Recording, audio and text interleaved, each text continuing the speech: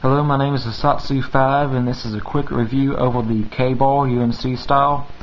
And first I'd like to get started with a little disclaimer and some history. This is not actually my knife, this is my brother's knife, and most of the information that I'm gathering about this knife is from him. And I'd like to talk about a little bit of history about how K-Ball got its name. During the mid-20s, the K-Ball trademark became widely known and respected because of a letter that a particular four trapper sent to the company. He wrote in very rough English that his gun jammed, and he therefore had to rely on his knife to kill a wounded bear that was attacking him. I don't know what kind of bear this was. It was probably a black bear, but doesn't matter.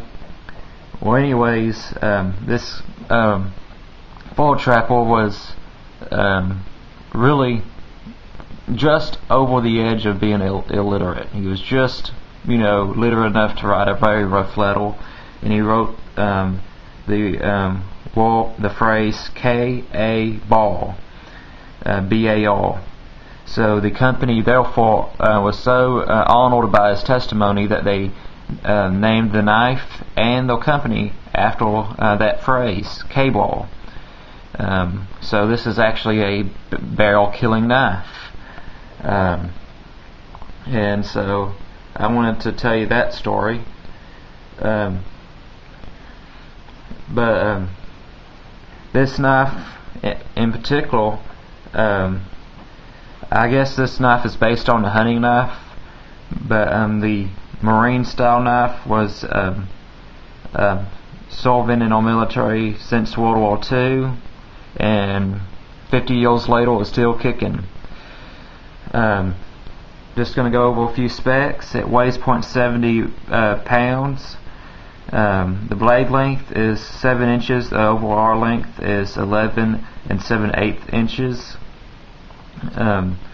The shape is a clip point. It's a small buoy, if you will, and it's stamped UMC for United States Marine Corps. If you don't know, K-Ball makes several K-Ball knives, but some of them will say United States Army or United States Navy, United States Air Force, or United States Marine Corps. This is the Marine Corps version.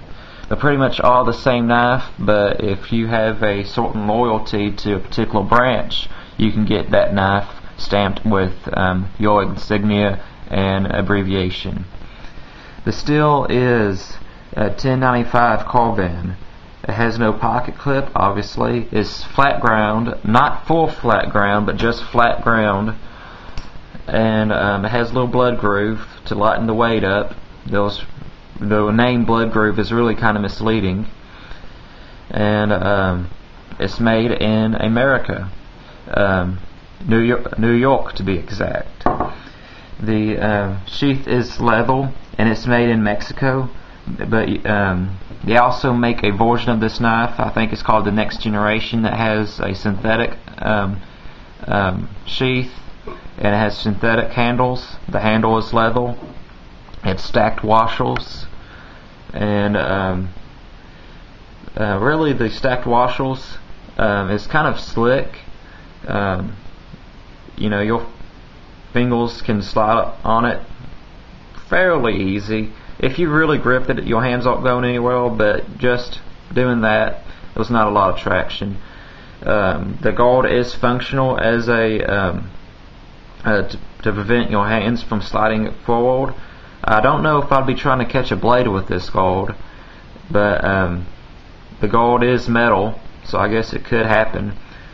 And it has no finger choil right here. I mean, not finger choil, but it has no choil right there, so that might make sharpening a little bit difficult. And speaking of sharpening, I got to tell you the story about the knife when we first got it. My brother first got this knife from cheaperthandirt.com. It's the website that sells discounted camping gear and tactical gear. And he got it in the mail. It was extremely dull. It wouldn't cut anything, and he tried sharpening it. He brought it to one of our teachers. He tried sharpening it. He brought it to several people, and no one could sharpen the knife. So he finally called Kabar and said, "Hey, look, I got a problem. This knife won't sharpen. I think there's something wrong with the steel." He sent it into the company, and the company sent back this knife, a completely separate knife. So that kind of tells me that they might have had some a recall on a certain batch or something. But we could tell that this was a completely different knife because of the stacked washers had a different grain pattern. But when he grabbed the knife, my brother said, quote, "This is by far the sharpest knife that I've ever held." And that's the knife that you see right here, and that's the knife you see in the 13 bottle cut test.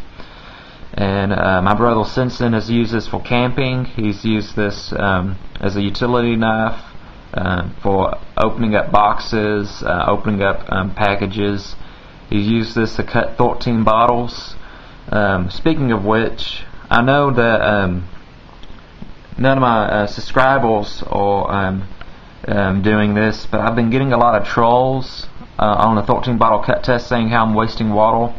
Just a quick note, I'm not wasting no more water than or no less water than if I was watering my lawn with a sprinkler system. Just some food for thought. Anyways, now that we got that out of the way, so this knife has been used fairly well, just not by me. This is just stuff that I've seen my brother use it for.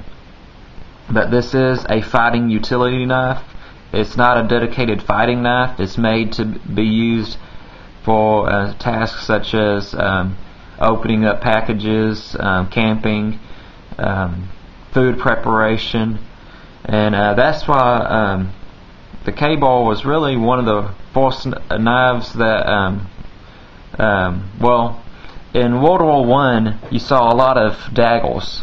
You saw a lot of triangle-shaped daggers. You saw a lot of knuckle duster knives that were really only made for combat only. They were pretty useless for, let's say, spreading butter on a biscuit. This knife can do that and then some. You can spread butter on a biscuit, or you can spread butter on your enemies. This was the Marine knife that this really literally meant the difference between life and death with all Marines out in service overseas. I've talked to several former soldiers, Marines, and I asked them about their opinion on knives, and they said one thing, that I believe that the UMC style Kabar is the best fighting knife in the world. Now, that might be a little bit biased because that's what saved their life, but that's what they believe. And I'm entitled to believe that because they're really good trusted friends of mine. Other than that, you get a metal pommel. You can use it to pound stakes into the ground if you're camping or cracking nuts or cracking skulls. And you get a fairly strong point on it. I want it with all knives. I wouldn't necessarily pry with it unless you really had no choice. This is a utility knife meant for soldiers, so I imagine that there's been plenty of soldiers who've pried with this to open up ammunition boxes, because sometimes ammunition is much more important than your point. But I still want to pry with a knife if I can help it. I'm a Satsu 5. I hope you enjoyed this review. This is the everyman's tactile knife. It's the go-to, or it's what set the bar for other tactile knives to be measured against. If you look at other tactile knife or fighting utility knife, you say, alright, is it better or worse than a Kabar? This is the benchmark right here. I'm a Satsu 5, and I'm out.